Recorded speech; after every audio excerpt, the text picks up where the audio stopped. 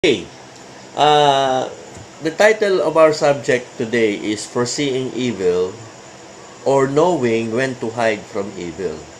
Sabi po rito, a prudent man foreseeth evil.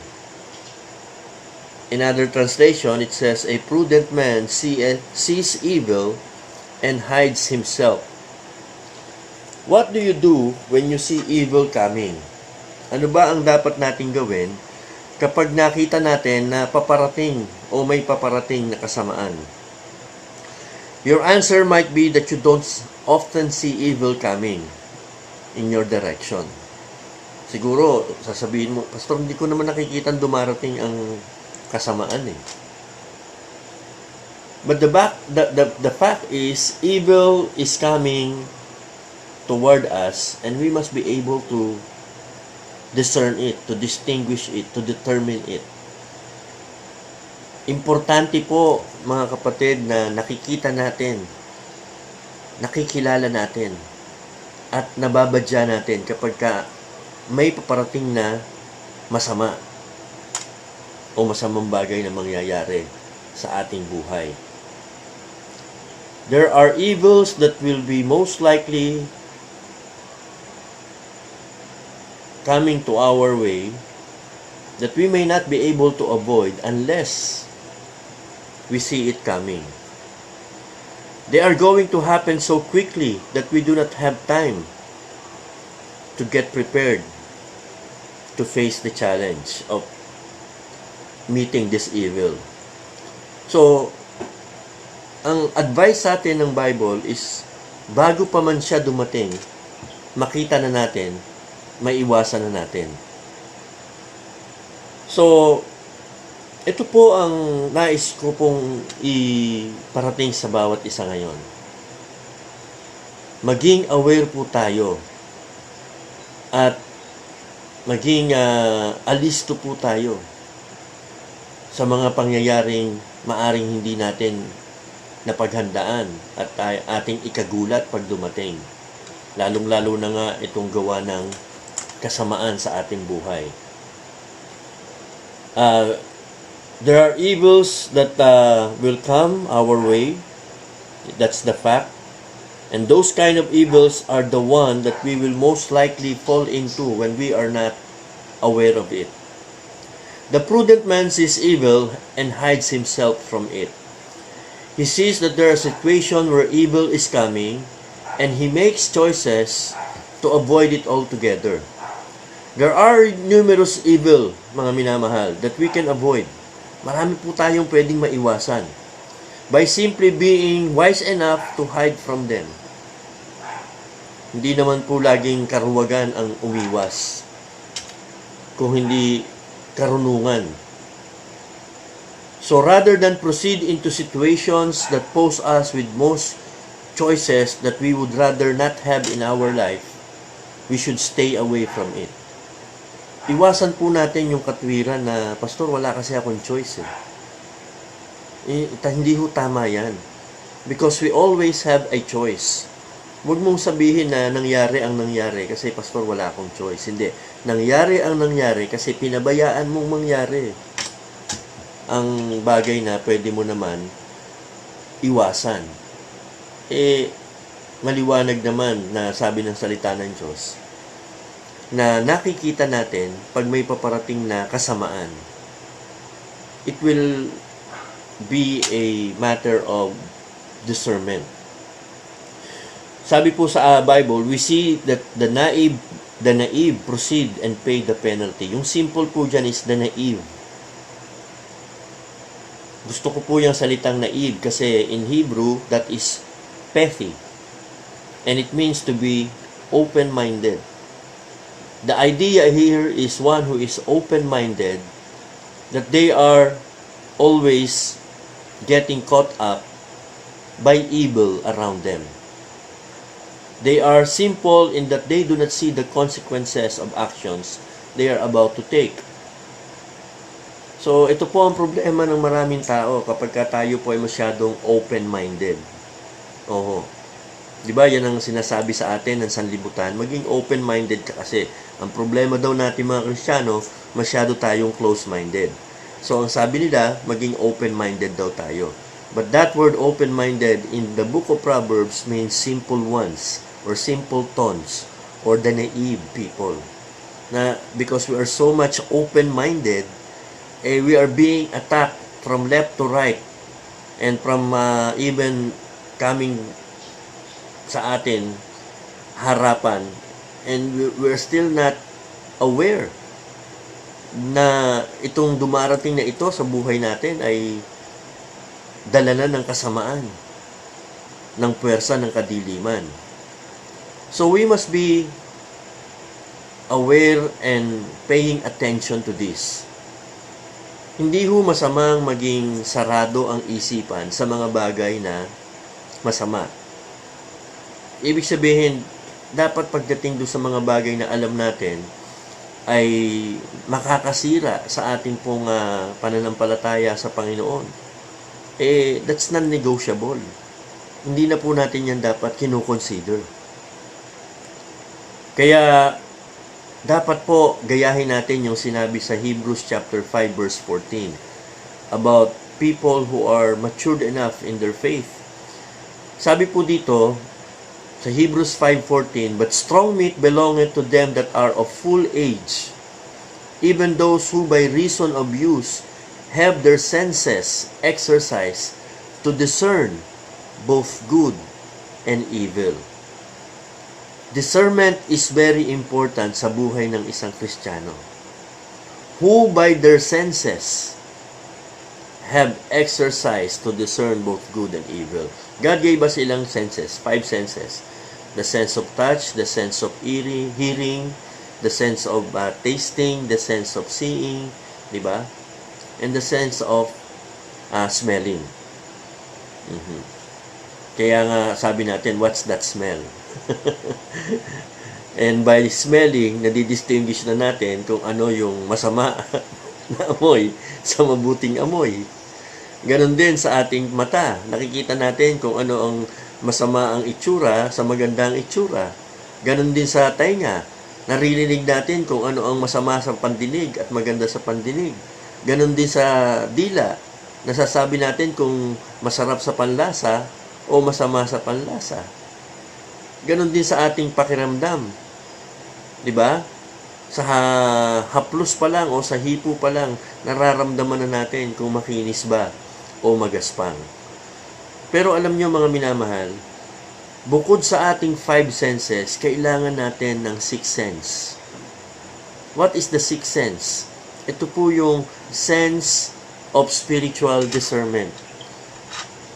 At ito po yung mas makikita natin mamaya as we go on. But we need to exercise our 6 sense, and that can only happen as we grow in the Lord. His senses are trained due to the exposure to the Word of God. Yan po. Kapag tayo po ay laging hayag at exposed sa salita ng Diyos, yung pong ating pang-anim na sense ay nahahasa at nasasanay. Napaka-importante po ng salita ng Diyos on this matter. The passage tells us that the man who grows mature in the Lord is feeding not on the milk of the Word of God, but on the meat of the Word of God. Minsan kasi, as we listen to the Word of God, nai-enjoy natin yung mga nakakatuwa, na bebless tayo doon sa mga nakasisiya at nakapagpapalakas sa atin. Pero doon sa mga parabang tayo ay binabayo at binubugbog, kamukha nung ginawa ni Pastor Peter Cornita, talaga bugbog sarado tayo. Parang hirap na hirap tayong tanggapin, no? Yung mga ganong dating ng mensahe, di ba?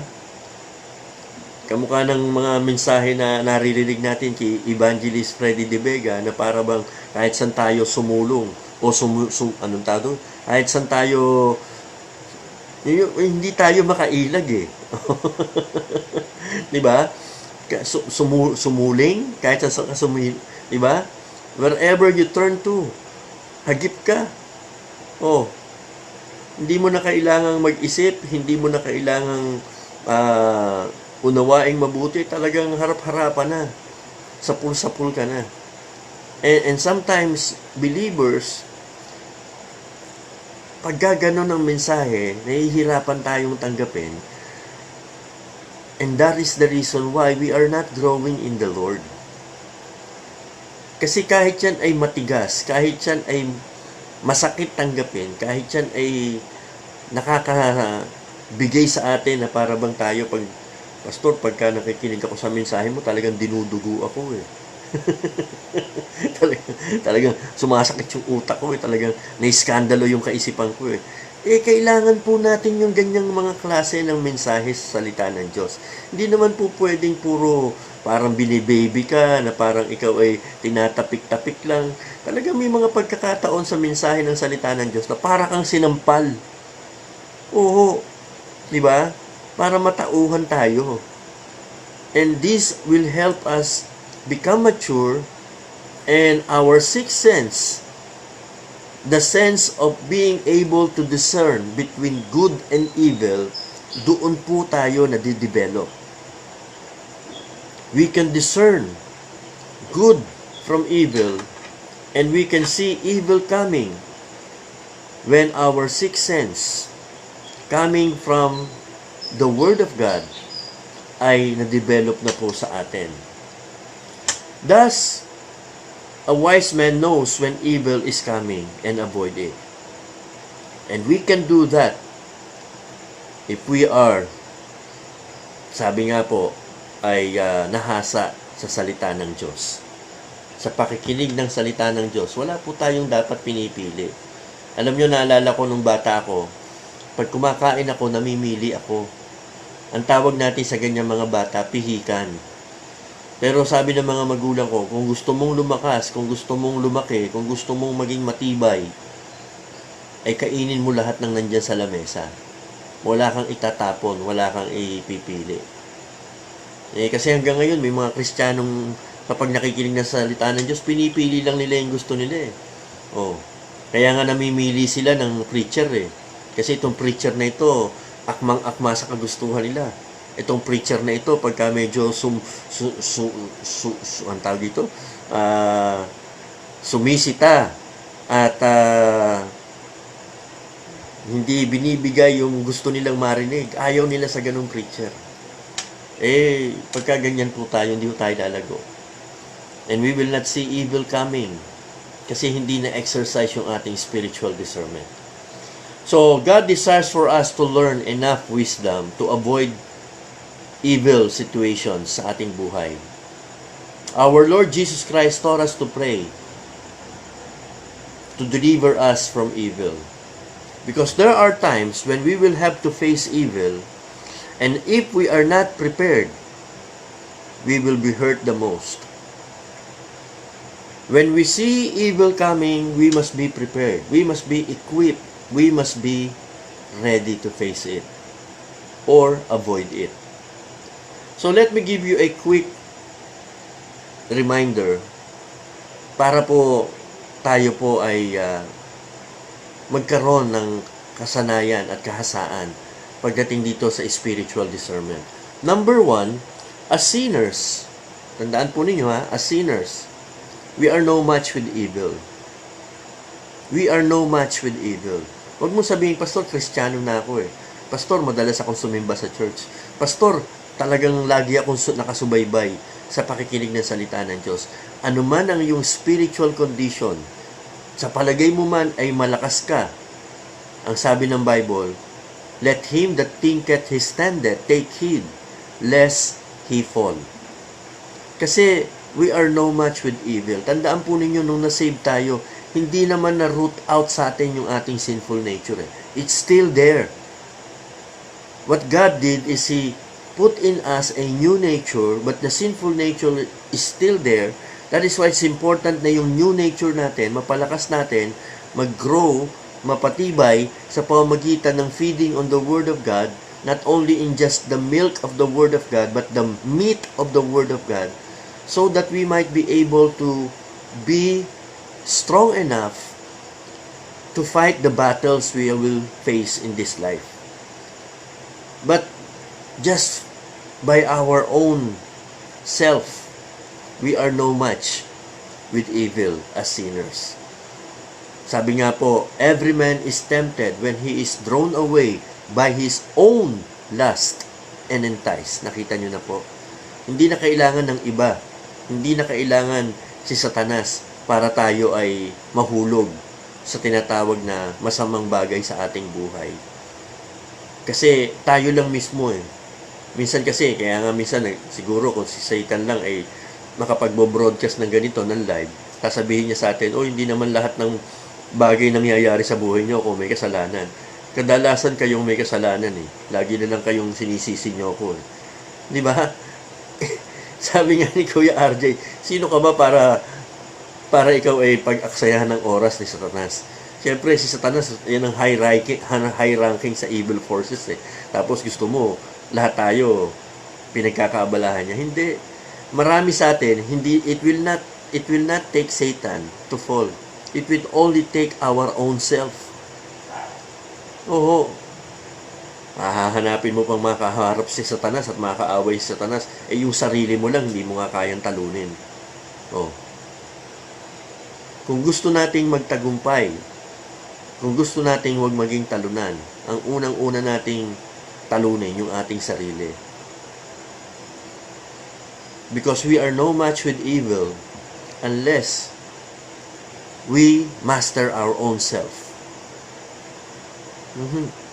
Yun nga lang, sige nga, disiplinahin mo ang sarili mo. Magbasa ka ng Bible tuwing umaga, mag-pray ka tuwing umaga, bago ka matulog, mag-pray ka, bago ka matulog, magbasa ka ng Bible. Yun nga lang, discipline na yun, di na natin kaya Kaya marami sa atin hindi lumalago. At marami sa atin hindi nakapagpapatuloy sa Panginoon. We are no match with evil as sinners. Tandaan po ninyo yan. Pangalawa, the spirit within is mightier than all evil.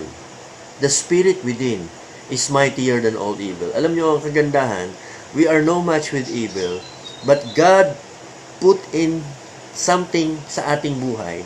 This earthen vessel is dwelt by the treasure which God has given us, and that is none other but the earnest of His Spirit. The Holy Spirit of God, the third person in the Trinity, dwells in us. Nung tinanggap po natin si Jesus Christ, hindi naman natin nakita bumaba si Jesus Christ at pumasok sa ating puso But it is the Holy Spirit, the Spirit of Christ. Sabi nga po, but tayo po na nananampalataya sa Panginoon, tinatahanan po tayo ng banal na Espiritu. He indwells in us. And greater is He that is in us or in you than he that is in the world.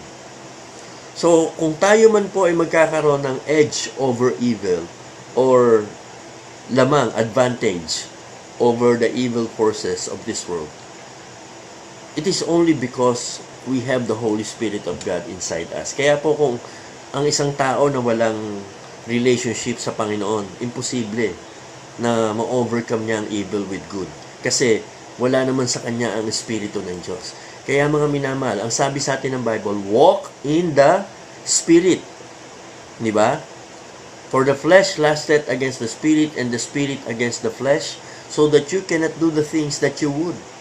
Kung gusto po natin na ang magawa natin ay ang kalooban ng Diyos, we must walk in the Spirit.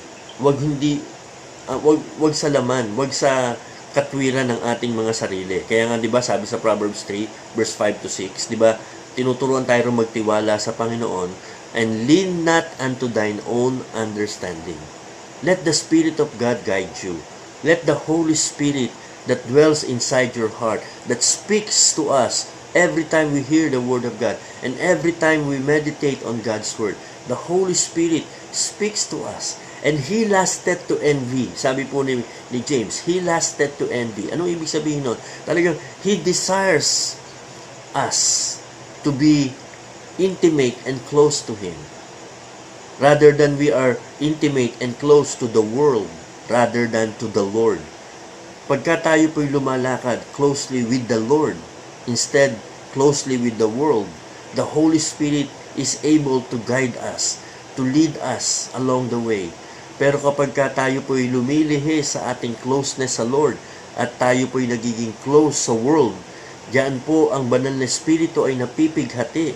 At kapag ang banal na Espiritu ay napipighati, siya po ay nagka-quench o napipigilan na sa halip na makagawa sa ating makapangyarihan, ang Espiritu ng Diyos ay ang nakakagawa sa ating buhay ay ang kasamaan. So tandaan niyo po, the Spirit within is mightier than all evil. But we have to surrender to His leading, to His guidance. Pangatlo, our struggles are more than just what meets the eye. Our struggles are more than just what meets the eye. Minsan po kasi feeling tayo yung, Pastor, wala naman ako nakikitang masama, wala naman nangyayaring masama. Kasi bulag tayo spiritually. We are blind and cannot see afar off, sabi ni Apostle Peter. Yung kabulagan na ito, hindi yung bulag na kagaya sa sanlibutan o kagaya sa mga unsaved na talagang wala silang nakikita sa mga bagay na pang-spiritual. Kung hindi bulag, yung in a sense na parang ako, kapag wala po yung salamin ko, hindi ko na po nakikita hindi ko na masyadong makita yung mga malapit sa akin. Ang tawag yata sa akin ay farsighted eh. Mas makikita ko pa po kung malayo sa akin. Pag malapit sa akin, parang nagbe-blur, hindi ko makita. Yung iba naman, nearsighted lang. Ang nakikita lang yung malapit, hindi naman makita yung malayo. So there are different kinds of blindness. But there is a spiritual blindness na kung tayo po ay hindi hasa at sanay sa salita ng Diyos, hindi natin nakikita.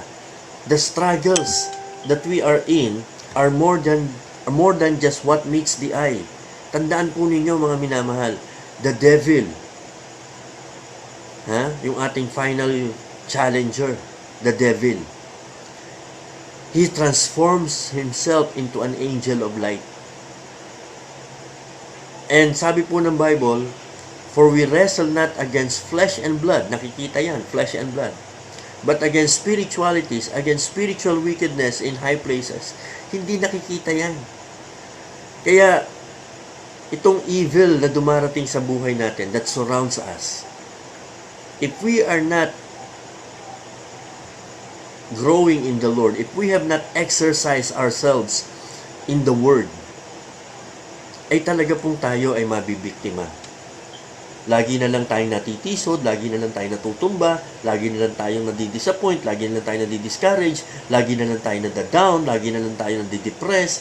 Laging ang buhay natin, mga Kristiyano, ay para bang wala nang pananagumpay sa Panginoon. Hindi ka na makangiti, hindi ka na alam mo yun, hindi ka na, yung sarili mo lang, hindi mo maayos eh. Paano ka pa makaka-encourage ng iba? Alam nyo, ang napakaganda sa buhay natin bilang mga Kristiyano, ay yung tayo po ay nakaka-encourage ng iba.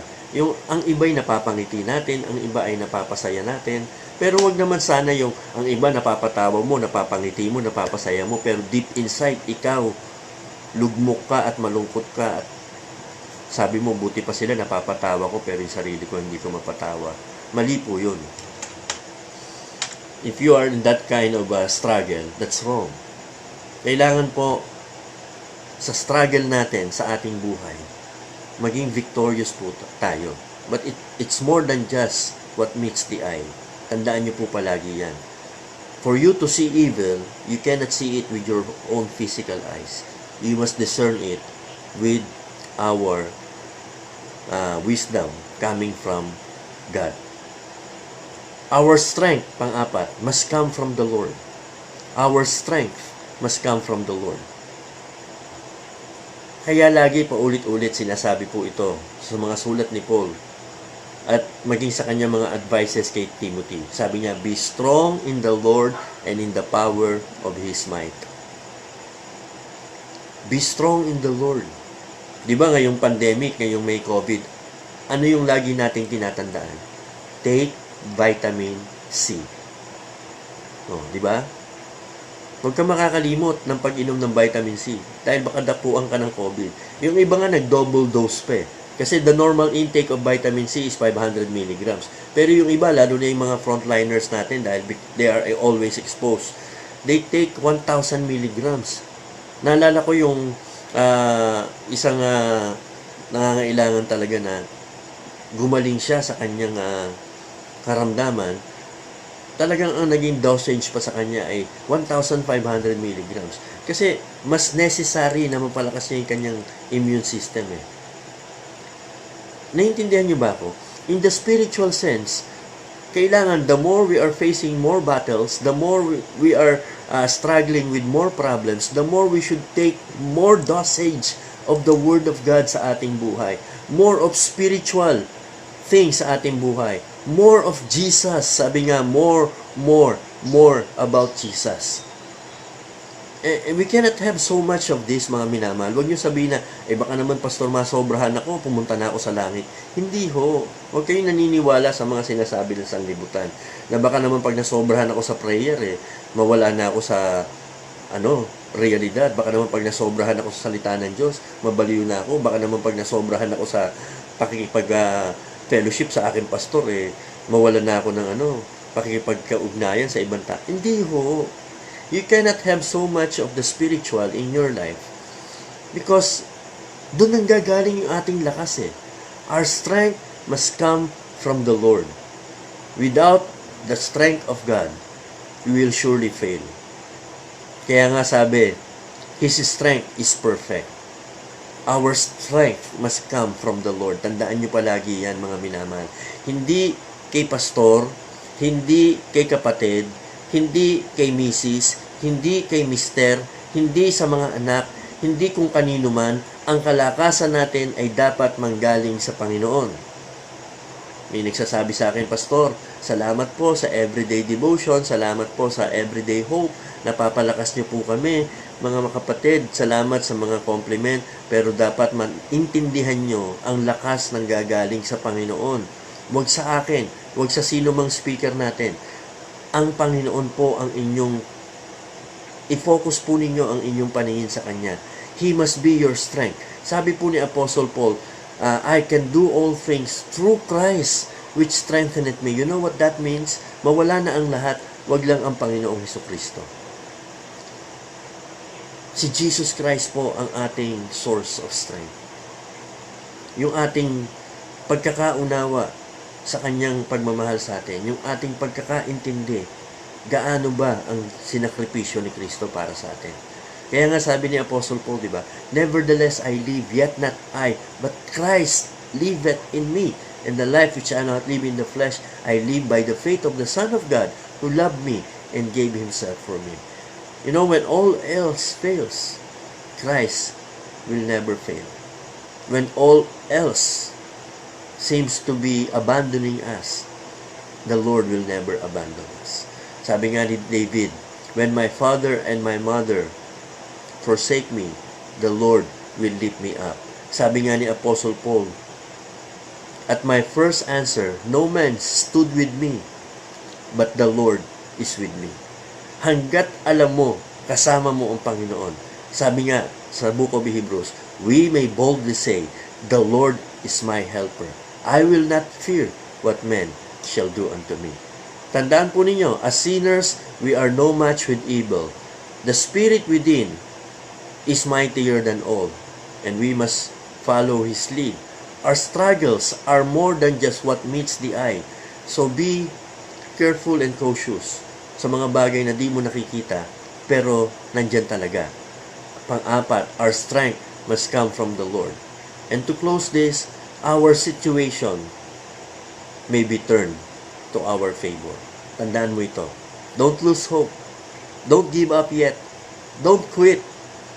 Huwag mo sabihin, Pastor, hindi ko na kaya. Huwag mo sabihin, Pastor, there's no way this could be turned around. No. Tandaan po, we are serving the God of impossibilities. With Him, nothing is impossible. Whatever your situation may be, sabihin mo siguro talagang, Pastor, siguro talagang ang anga-anga ko lang, siguro talagang ang hina-hina ko lang, hindi ako kagaya ng iba na kayang magtagumpay, kayang manalo, kayang mag-achieve wala talaga, pastor, wala talaga mangyayari sa akin. No, you listen to me. If you are a child of God, if you have trusted Jesus Christ as your Savior, your situation may be turned around to your favor. God can help you. Huwag mong isipin na wala nang pag-asa. Huwag mong isipin na there's no way I could get out of this. Tandaan mo, sabi ng Bible, there hath no temptation taken you, but such as is common to men. But God is faithful. God is faithful, who will not suffer you to be tempted above that which you are able, but will with the temptation also make a way of escape, that you may be able to bear it. Tumangan ka sa faithfulness ng Diyos. He will not fail you. He will not let you down. Just trust in Him. And He will make a way. God will make a way. So that whatever situation you might think you may not get out, you can still get out. And come out stronger, come out victorious. He can turn things around to your favor. Tandaan po natin, as life goes on, hope goes on. The man who will foresee evil is the man who will keep his eyes on the Lord and listen to His words and take it to heart and live it every day sa kanyang buhay. God bless. This is another edition of our Hope Goes On as Life Goes On. You can carry on sa ating paglilingkod sa Panginoon. Be strengthened and always trust in the Lord. Sana po ay kayo ay napagpala muli sa ating pangaral at pagtuturo ng salita ng Diyos. Sa mga humabol pong bumate, good morning po sa inyo. At salamat po na kayo ay nandyan. Sina Santi Marco, Caroline Paras, MJ Tesado, Melanie de la Cruz. Ayan, salamat po sa mga humabol. Han Madrigal. Ayan po. Gina, nabati ko na po kayo, Ma'am Gina, no? Okay. So, si Grace Samonte, God bless. Ayan po. So, hindi ko na po mabalikan yung iba. Pero, thank you for 92 live streaming viewers. And more na tayo po ay nagsishare, the more that this ministry will grow. Salamat po sa mga sumusuporta, nagsishare, nagpe-pray.